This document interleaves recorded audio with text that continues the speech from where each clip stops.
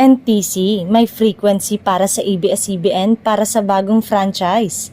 Ibinunyag mismo ng National Telecommunication Commission o NTC na may available na frequency para sa ABS-CBN kung sakaling mabigyan sila ng panibagong prangkisa. Nirecall ng NTC noong 2020 ang lahat ng channel at frequencies ng Kapamilya Network sa buong bansa.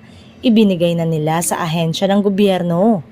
Ang Channel 2 ay malabo na umanong mabawi sa Advanced Media Broadcasting System o AMBS na siyang may hawak ng All TV, habang ang Channel 23 na siyang UHF channel nito at ang dating Studio 23 at Sports and Action ay hawak na ng Aliw Broadcasting Corporation na siya ring may-ari ng DWIC at home radio sa radyo.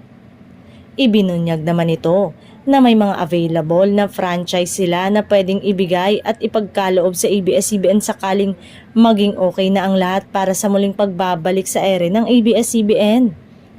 Nabuhaya naman ang mga Kapamilya fans dahil sa sinabing ito na magandang balita ng NTC para sa mga Kapamilya viewers na umaasa na muling mapanood ang kanilang paboritong istasyon na makabalik sa ere.